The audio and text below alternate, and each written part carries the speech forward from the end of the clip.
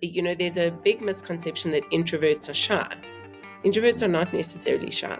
Actually can be very verbal and speak a lot when they're talking about subjects that they are passionate about. In actual fact, if your network works, then it saves you time because you've got this whole network of people who represent your weaknesses. You spending your time in your career focusing on your strengths, and you outsourcing your weaknesses through your network. As an introvert, you don't need to become an extrovert. But if you know extroverts, you can use that to your advantage in the network because you're cool by association. You've got access to that person's network, and I can tap into their network. And the same with the connectors in your network. If you know a connector, check base with them every now and then. Have a coffee, have a lunch. Before we start this podcast, I have one small favor to ask you. Can you please hit the subscribe button down below so that we can help more people every week? Thank you. Welcome to the Right Place podcast, where we learn with you how to build connections that matter, relationships that last, and businesses that thrive. My name is John Watson, and today I'm talking to Helen Nicholson, founder and CEO of the networking company and author of the brand new book, Networking for Introverts. Helen, great to chat to you today. Lovely to be here, John. Thank you, Helen. Helen, what an exciting time. We've just released a book. Tell me so far how the rollout has gone and what can people look forward to? So it officially launched on the 30th of July, and it's about a month later now. And it's been really selling well and seems to have been very well received. And the feedback I've had so far is that it's not just a book for introverts. I think it's also a book for extroverts who need to understand introverts better.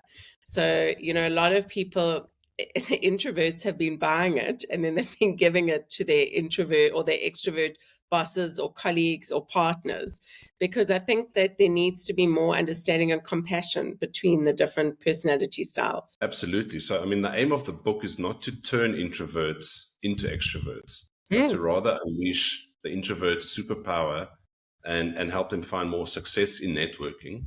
And talking about the superpowers, what are some of the introverts' superpowers? So I had a hunch probably about 10 years ago. I run a leadership development training company, and we obviously train a lot of people, especially in financial services, and there are a lot of introverts amongst our delegates.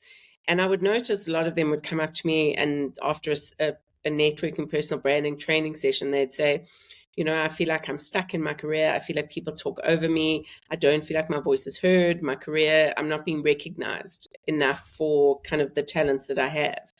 And I think in many ways, the world is constructed more for extroverts. I think the business world rewards people who talk a lot, people who are seen as the so-called quick thinkers. And for my previous book, I wrote a book on, the best networkers. And so I interviewed a whole lot of them. And without exception, the two biggest or the top skills for networking are listening and following up. And what I realized is those are the two introvert superpowers. They are very good listeners and they are very good at following up. So that led me down the path really that resulted in this book, because then I started interviewing. I interviewed 253 introverts for this book, and I kind of divided them into two groups. The one were the introverts who considered themselves successful, in that they were doing work that they loved and that had impact. And then the other group were introverts who felt that they were stuck. And I kind of compared the two. And what I realized is introverts are actually better networkers than extroverts because of those superpowers of listening and following up. And there is a big if here, if they get certain things right. And those are the things that I kind of go into in a lot more detail in the book. Things like becoming better storytellers, so that they can increase their impact and influence. So because introverts typically have limited energy to engage with other people.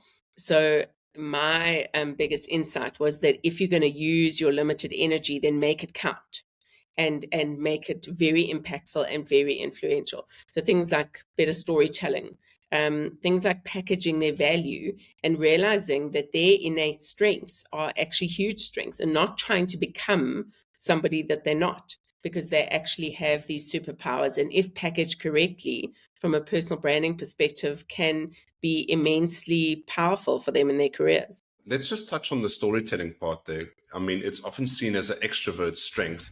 They can walk into any room, they can dominate, they're full of expression, they're telling these crazy stories, they're holding fort, and that makes them attractive because people want to hear what's going on. They want to hear the latest and the greatest things that are happening out there.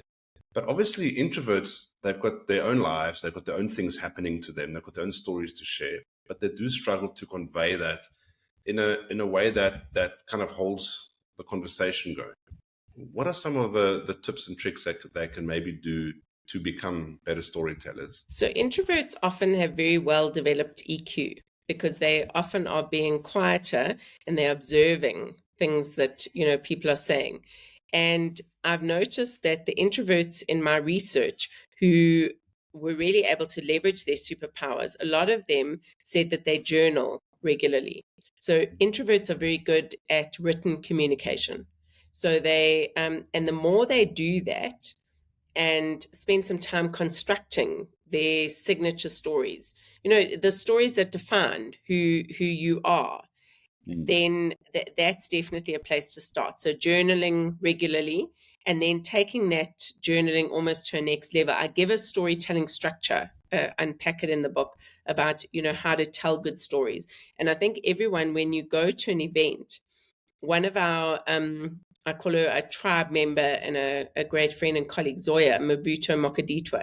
She, when I interviewed her, she said that she gives advice to introverts before they go into a function to think of what are the three biggest strengths they have. What are their offerings? And say, for example, if they believe they're a very kind person, how do you, and then you take that kindness, or that's your biggest strength, and then you translate it into a story. Think of then your signature story relating to your kindness. It could be that you love to travel. And so then you think of like a signature traveling story that you tell to people when they first meet you, because it makes you more memorable. Our brain is wired for connection. If people go through a bullet point PowerPoint deck, no one remembers that. But if you tell them a story about how one of those points impacted you in your career or your project, then people remember that.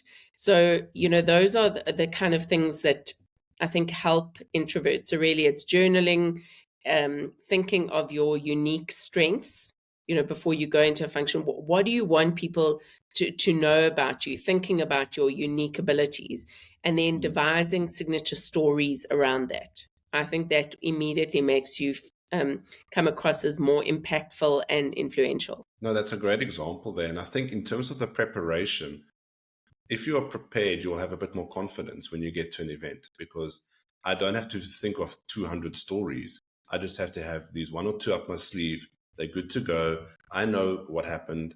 I was there, and maybe I've rehearsed them in front of the mirror, or I've said them a few times at other smaller functions or to my family.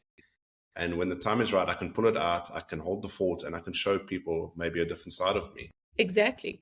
It's practicing and actually rehearsing in front of the mirror and rehearsing with your family and friends before you hit an event. I watched the YouTube video of your book launch with Graham Codrington. It was excellent. And it was quite interesting to hear Graham talk. He is an introvert. He said he's the most introverted person of all time. But it was interesting to learn how he prepared for that function. He knew he was going to be at your function, doing the MC work and doing the Q&A as well. And he said he pretty much cleared his diary. He conserved his energy for the day. That when he showed up at your event, he was in a good space. He hadn't had back-to-back meetings all day. He had conserved some energy, conserved some time, and he was ready to socialize. I mean, that's also good preparation for introverts to do before they go out into the wild world. Yeah, I think, and I was very honored and grateful for his preparation, because I think it showed, because he was very lighthearted, and and I got feedback that it was a really good interview.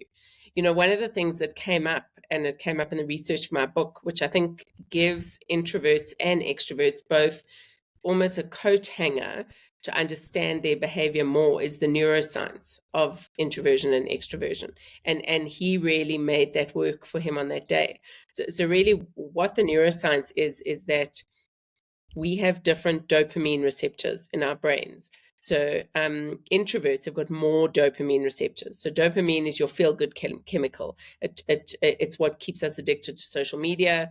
It's what, when you get a bing on your phone, it's what takes us, it's like a little dopamine hit. And because of those, huge range of dopamine receptors that the introverts have, their tanks get filled up quickly. So that's why when they go to an event, if he'd have been in back-to-back meetings the whole day, then he would have had very little energy reserves for the event. And I think that it's such an important lesson for introverts is to know, conserve your energy so that when you have to unleash it in an important meeting or an important event or an important lunch or coffee, then you really give rein to the full extent of your dynamism. Because there's a big misconception that introverts are shy. Introverts are not necessarily shy. They are actually can be very verbal and speak a lot when they're talking about subjects that they are passionate about. The extroverts, just to finish off the dopamine story, is the extroverts have got less dopamine receptors. And that's why they need to go to a function. They have to stay there longer because they need more stimulation to fill up their dopamine cup. Whereas the introverts have got a full dopamine cup after the first half an hour. And that's why I always say to them, you've got to come out of the starting block strong. You've got to arrive and then meet 2 new people as quickly as possible, because then you can go home. They don't have to stay right up until the end. And I also say, arrive early, because often when you arrive early at a function, there are fewer people there and it's more comfortable than walking in, because a lot of introverts that I interviewed said it's very intimidating to walk in to a huge amount of people, like 300 people, and all they want to do is go and sit in the bathroom or take out their phone and not speak to anyone. No, that's great advice, Helen. Thank you very much. Helen, when I first saw your book title a few weeks back on LinkedIn, I was really excited. And then I got my own copy, thanks to you and your team. Thank you very much. And I was honestly blown away by the depth of content and practical application. This is definitely not one of these thin little books that you find at the airport and you're going to browse and you're going to forget about it. This is like a proper textbook. It's a weighty book. And it's got a very interesting layout. You've got your writing on the right and the quotes and the graphics on the left. Why did you decide to do this? So my previous book, Mindfulness, How to Stay Sane in an Insane World, came out 2 years ago in 2022. And that was really about my journey with burnout and how I live a more mindful life now. And I decided when we were looking at self-publishing that book, I decided I was over 50 and I wanted a hardback book. And I also love quotes. I found I put on quotes in my bathroom mirror kind of every week because I found quotes are very inspiring, especially when you're having a tough time. So in the previous book, I used that. I also like white space, and I'm a big reader, so I like books that look good. I don't like small fonts, and I want a lovely page. So really, what Networking for Introverts followed on from the they're actually a set, and I've probably got 2 more in me, and then they're different colors, so they look the same, except this one weighs a lot more. And I also had a lot of fun with the graphics and the memes, because I looked for quotes, but then I also found a lot of very funny introvert memes, which I thought added, a bit of fun to the kind of quite serious topic. So I wanted to combine the 2. So, there's only copy on the right-hand side. I mean, it's caused an absolute drama with Kindle because they're not used to books like this that have got pictures and memes and whatever all over the place. But that's being fixed as we speak. But, one of the funniest memes was almost like someone where you can just see their muscles and they're busy doing a push-up. And then it said a small talk, introverts getting ready to do small talk. And he's busy doing push-ups. And I thought that was really funny. And there are lots of other ones like that. And people have been sending me photos. And so they seem to be appreciated, because I think, one of the important things is for us to laugh at ourselves and our idiosyncrasy. No, excellent, Helen. I'm really enjoyed the book. And also sometimes a picture is worth 1,000 words. You see the picture, you see the graphic or the graph or the table, and you're just like, I know exactly that feeling, or I can sympathize with that position. Now, as soon as I started going through it, I'm like, I wish I had this when I was growing up, when I was in high school. I was a very quiet person all through varsity as well. If I'd had this 20, 25 years ago, I would have approached life and varsity and connecting with people a lot differently. Is that also one of the goals of the book, is to help people, maybe you're in varsity, maybe you've just started your first job, just to give you some hope that, look, you might not be the loudest, you might not be getting a promotion anytime soon, but you can definitely network your way and find your right place. No, absolutely. And our, we run grad programs, and they have found that there are a lot of introverts, especially in the IT tech space. So absolutely. And I've poured 20 years of wisdom into this book. It's really, I've taken everything that I've learned about this skill and applied it, especially for the advantage of introverts. So it really is an A to Z guide. And I think, I'm an ex-accountant, so I believe in practical tools. So it's not academic. It's literally, if you read the small talk chapter, you literally will have a tool and you can go into an event tomorrow and you can do it very differently. But I think it is important to also distinguish and to realize that introverts can build their networks one coffee at a time. It doesn't have to be at, big conferences and events, because people often think, a cocktail party or an event is what networking is all about. It's not necessarily. It's about building relationships. And, we build relationships in different ways. And this is where the mindfulness work of mine and the networking intersect, because I think you've got to build an intentional, strategic network that is going to serve you and help you solve life and career problems. No, that's very good. I was actually going to ask you about that, because you're well known for your mindfulness book, the talks, the training that you've done. What are some of maybe the other carryover lessons from that period of your life now to talking about networking for introverts? Well, I think, one of the things that I wrote in the inside of all the mindfulness books, I said, the biggest gift you can give anyone is the gift of your attention. And I think attention is, because our attention is being yanked around, all day, every day, by so many different stimuluses and people and phones and tech, that I think the people who are able to harness their attention, they are going to be the ones. I think that's the superpower that is going to enable us to transition into this world full of AI and, and increased stress. So that's where I think the two books have coincided. It's around attention, because there's a wonderful quote that says that when people feel heard, they have the same chemical reaction that happens in their bodies as if they were falling in love. So that oxytocin, so if any of you who are listening here remembers the first time you fell in love and you had all those hormones kind of go through your body, when we feel heard by somebody else, that same chemical reaction happens. And I think that that's a beautiful thing to realize, that and introverts are very good at that. They are able to focus in on one person and they give that person, the luxury of their attention. And that's why that is also a great superpower. No, that's excellent. I mean, just when you were saying that, it reminded me of that famous Avis advert where the lady is greeting people as they come and collect their cars, and she's nice to everybody. And the quiet guy walks up and he's just enthralled. He falls in love instantly with this person. And his friend tells him, no, but she's like that to everybody. And I just had that recollection about giving that attention, that quality attention. It's not just general attention, it's that quality attention. And that's where the relationship building happens. And that's where the deeper connection happens. Bill Clinton, apparently he had that.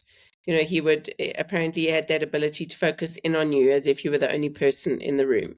And he had his aides around him making notes from when he was a governor in Arkansas. They would make notes of all the people that he met. And then when he would revisit that town, he would then take out those notes. And because he knew what a huge impression it would make if immediately I remembered John Watson's name and I remembered something about you. Because actually a 702 journalist told me many years ago, she said she wasn't a Clinton fan and she was at an event when he was here in South Africa. And the event said, he said to the person, he actually remembered the person's name, he remembered the child's name, and he remembered what sport the child played. And the journalist was just blown away. No, that's special. That's really, really amazing. Now, Helen, talking about careers and younger people, in chapter 3, you talk about the career sweet spot and finding your right place. How can introverts avoid getting stuck in dead end positions when supposedly all the extroverts are getting the promotions because they're loud and they're fun and they're talking themselves through the interviews? So I think they have got to have the realization that your work doesn't speak for itself. Because I often find that people spend a lot of time waiting. So, we have a philosophy in our business that no one is coming to save you. You are the one you've been waiting for. So I think introverts have got to realize that they've got to package their value in a way that is comfortable and authentic to them. But they've got to let people in the organization know what their key achievements have been. So I advise people to keep a kind of folder on your phone. And every time someone gives you a compliment, someone sends you a good email, or someone says something good about your performance, not just in a performance appraisal type environment, but those anecdotal things, keep a folder and make notes of them. And, make sure that you are updating your stakeholders on a regular basis where you say to them, "Oh, John, just want to keep you updated," is a very important line to say. And then you say, "These are things I've been busy with, and I just wanted to let you know." Because often I find if an introvert's line manager does not have their necessarily, maybe is a fellow introvert, then you've got all your personal branding eggs in that person's basket, which is not a good thing. Because sometimes your line manager, is invested in your career development and will kind of spread the news about your great performance, but sometimes they're not. And that's why you've got to make sure that you have kind of eggs in different baskets and communicate that value in a newsy way. So you don't have to be arrogant, you don't have to be boastful about it, but you've got to make them know about which projects you're involved in and what your key achievements and your skills are. Very And good. it's And I not mean, necessarily just sitting on your desk, doing your work. Your work increasingly, your technical competence is what's going to take it's not what's going to take your career to the next level. It increasingly becomes a given. no, that's very good advice. And I mean, it's not like you're searching for a pat on the back or an immediate salary increase. It's just keeping people informed about this is what you asked me to do. This is what I've done. This is what I'm busy with now. And just saying, like you said, just giving them a casual update and using that opportunities, even if you bump into the big bosses in the corridors Yes, in the coffee queue. or meeting. Yeah. Yeah. It No, doesn't have that's to be excellent. in formal settings. And that's where networking is so important, because I always say to people, and unfortunately, people's networks often become less powerful as they get older, because often we go to work, we at home watching Netflix at night, and we are tired. So, networking feels just like an extra thing on your to-do list. Whereas in actual fact, if your network works, then it saves you time because you've got this whole network of people who represent your weaknesses. You spending your time in your career focusing on your strengths, and you outsourcing your weaknesses through your network. And it's also around, it doesn't just happen by accident. I always say it's networking, not net sitting at home, because Yes. you've got to actually be intentional and get out there. No, absolutely. And I really like how you've incorporated Marcus Buckingham's Strengths Finder into the research and into the book as well. It honestly changed my life. When I did the Strengths Finder in 2012, it opened my eyes. I mean, it confirmed some things that I did know, but it also showed me some things that I didn't know. And I mean, I know my top 5, and I'm a big fan of just knowing more about who you are, because again, then I can use that to broadcast to other people. Look, this is what I'm good at. Give me more of what I'm good at, and I'm going to hit it out the park. And like you said Yes. earlier about outsourcing your weaknesses or delegating your weaknesses. So, what are some of those strengths? Maybe from the list that Marcus put together, some of those strengths that introverts can maybe lean on and to make them even better networkers. Well, I think that EQ that we already spoke about, the fact and the fact that they notice things that often extroverts don't notice, because they notice the nuances of someone's body language. They'll notice when someone is off. They're very good in negotiations because they'll notice what's not being said. And those Yes. are the skills that, teams or leaders need to leverage. because the extroverts are so busy talking, whereas the introvert on the side is actually noticing really valuable things that are helpful to the team and to the project or the business. No, that's fascinating. No, I always encourage anyone that I talk to, you've got to do the Strengths Finder, because immediately we have something in common. Because I can share my top 5, you can share your top 5, we can talk about them, and it just fast forwards that relationship. I know what you're about, and I know how we can better relate. I know who I can bring in on my team and what we need to focus on. And also along with that, Helen, in your book, you describe the difference between connectors and mavens. You talk about these power brokers in networks. And again, it's not just up to the extroverts to run the show, but introverts can also play a role as a connector or a maven. But they need to do a little bit of homework, I think, to almost establish themselves in that role. Can you talk a little bit about that? Absolutely. Can I just say one thing about the strengths before we Sure. discuss connectors and mavens? Because one of the biggest epiphanies I had when I was doing the research, and it was quite a sad realization and quite concerning, is Marcus Buckingham in his strengths work. He found that the Gen Zs and Ys, so the people who are in their 20s and 30s at the moment, they believe that to be successful in their career, they need to fix their weaknesses. And 73% of them think that. Now, you and I know, because we're a little bit older, we know that people's personal brands, the best personal brands, are built around people's strengths and not their weaknesses. So if 73% of the Gen Zs and Ys in teams think that they've got to fix their weaknesses, that immediately made me understand why they are such an anxious generation. And because they're continually trying to fix themselves, they're never good enough. And then you add tech onto that and cell phones, so you can actually understand why it really is a very challenging period. So I think for leaders to understand that about people in their team, really to give them permission to lean into their strengths and not try and fix their weaknesses, because that is a very flawed strategy. So that No, I just wanted absolutely. to say that, because I thought it was quite a scary stat. So from a Definitely. connector maven perspective, the connectors are people who connect people. So, and mavens are people who collect information. And one person can be both of those people. So say, for example, John, you and I are at an event, and I see we pull up together and we both drive the same brand of car. If I want to see if you're a connector, I'll say to you, John, I'm new in Joburg. I see we drive the same brand of car. Where do you suggest I get my car service? If you're a connector, you'll take out your phone and you'll send me the details of your garage, and you'll say to them, tell them that John sent you.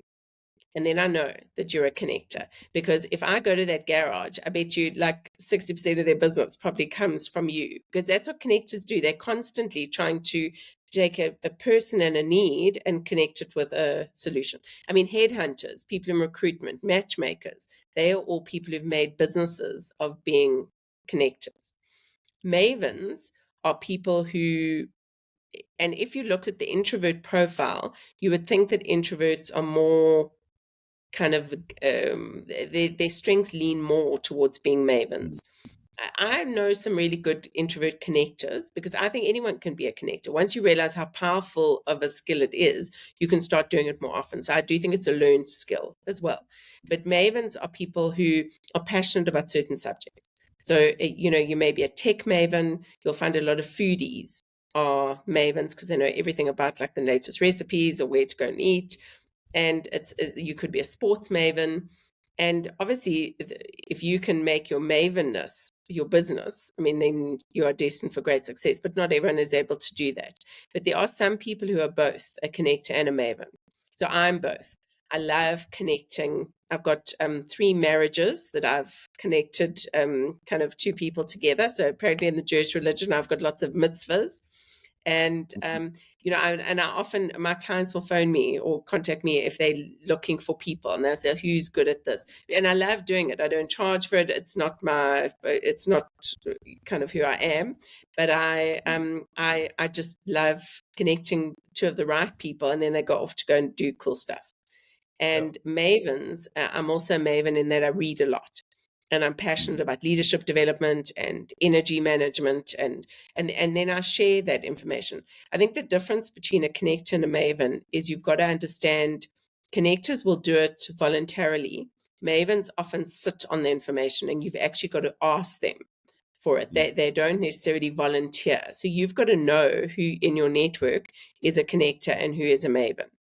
But where I think connectors play a very important role for introverts is that if you leverage your connector relationships well, then they become your unofficial PR agency.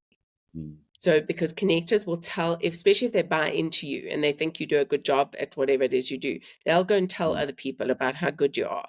But the big if, or the big kind of thing that makes that happen or that process unfold, is you've got to have eyeball-to-eyeball contact with your connectors. For some reason, they're not good on email and they're not good on the phone. They want to actually have the coffees and the lunches. So I always say to introverts, make sure you identify your top 3 connectors and see them on a regular basis every 3 months. Yeah.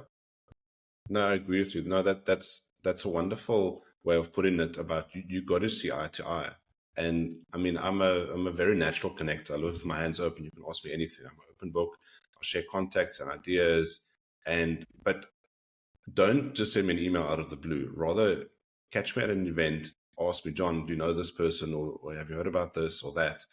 And I'll connect you on the spot. It's not going to be good if we get into this long email chain. So rather just do it in person. But I agree with you. I think the people that are connectors in your network, and what I've told in doing my own talks on networking, is you don't necessarily, as an introvert, you don't need to become an extrovert. But if you know extroverts, you can use that to your advantage in your network, because you're cool by association. You've got access to that person's network, and I can tap into their network.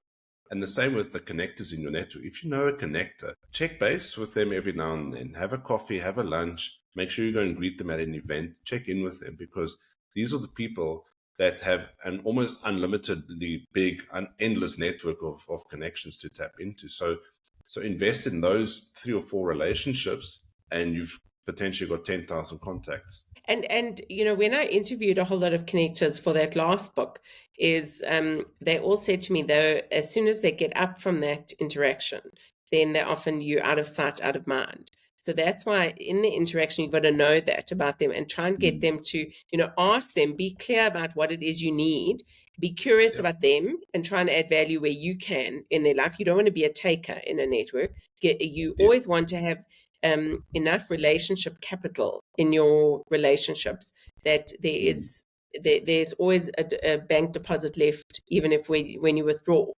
You know, you don't want to be that SOS networker that no one likes, when you only hear from people when they need you, which is very bad networking etiquette. No, absolutely. Now, Helen, you've got twin daughters. What do they think of their mom as the master networker, the extrovert networker?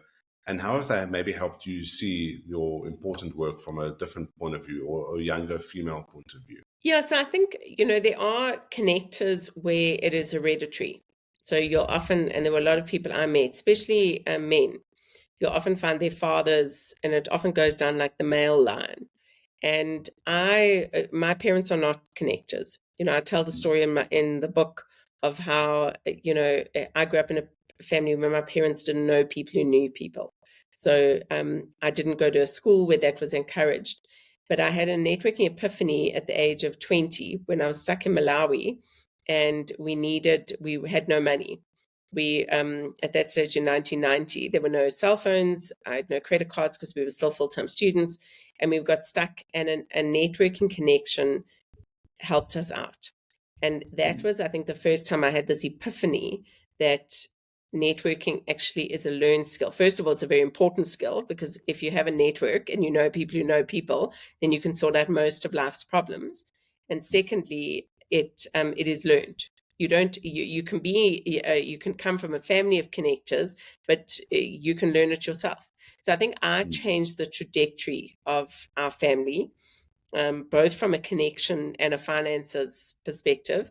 And I think my girls have grown up often in the car, that when we were on our way to school, they'd hear me on a phone call connecting people. I'd say, oh, Yes. you need to speak to this one and they'll sort you out, and this one, and so they've grown up knowing that, first of all, that it's important.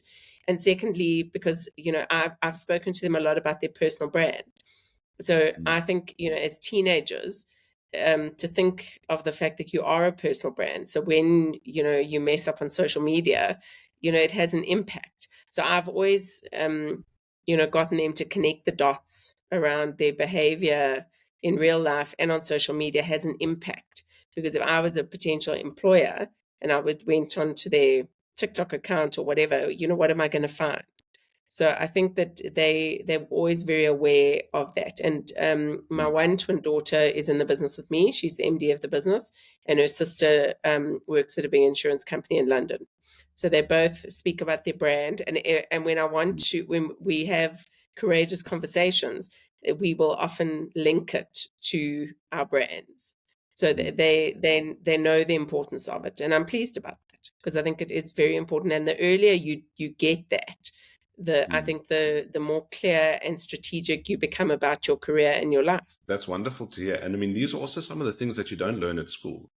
I mean, you're going to do English, Afrikaans, math, science, whatever the other subjects are. There isn't a networking degree. There isn't a master of No, business networks or anything like that.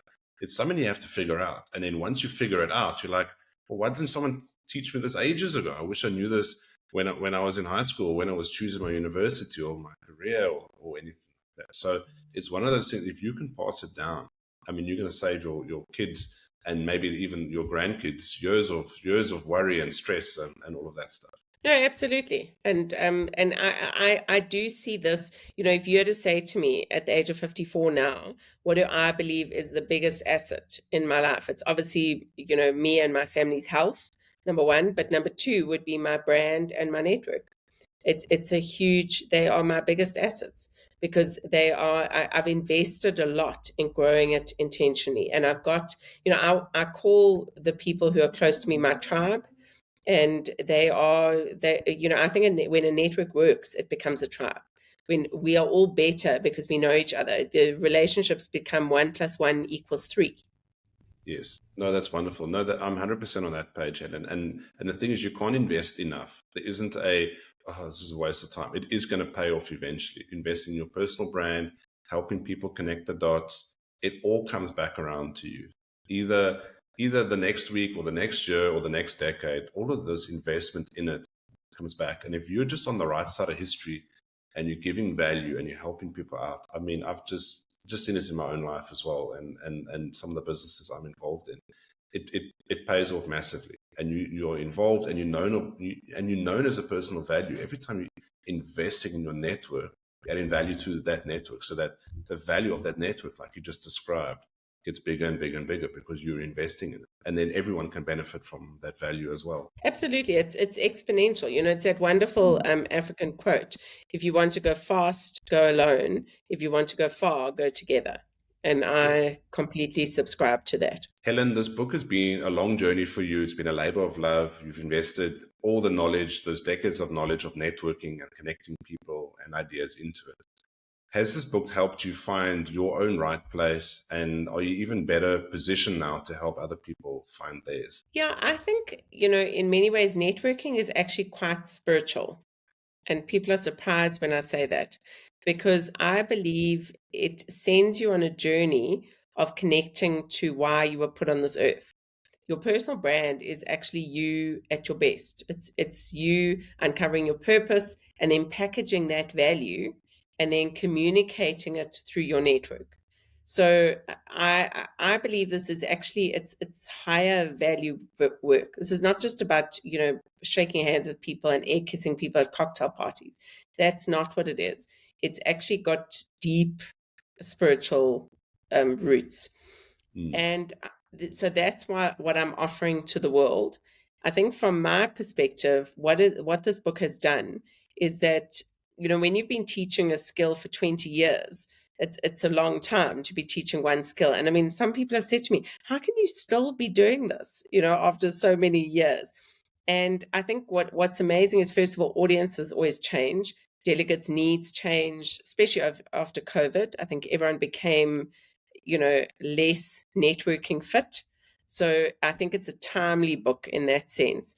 But it also, for me, the research and going down the rabbit holes of interviewing people and kind of reading and researching a whole lot of stuff, it actually reignited my passion for the subject.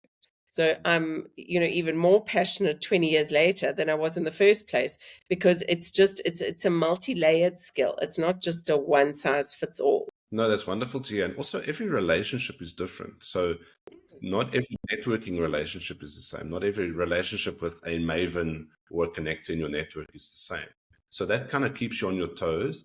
And those people change as well. So your relationship with them goes through its ups and downs and is influenced by outside forces or by changes in perceptions and things like that. I mean, you're right. You're definitely not the same person as you were 20 years ago. But I mean, it's encouraging that the more you know about something, the more you want to know about something, and the more you want other people to know about it. Absolutely. I'm the daughter of a school teacher, and I realized that, the passion of teaching and seeing the lights come on in people's eyes, that is a deep part of my purpose. And when you teach them skills and teach people skills that have worked for me, and I know that if they apply them, will take their careers and their lives to the next level, that's very exciting. Yes. No, that's wonderful, Helen. Thank you so much.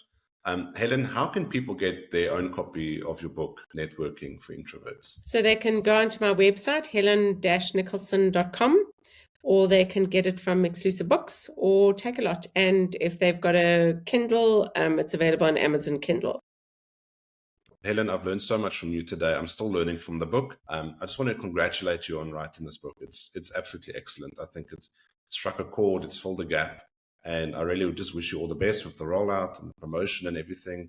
And thank you so much for joining us on The Right Place. Thank you, John. It's been such a pleasure, especially as a fellow networking convert. And I really appreciate your review. Thank you so much.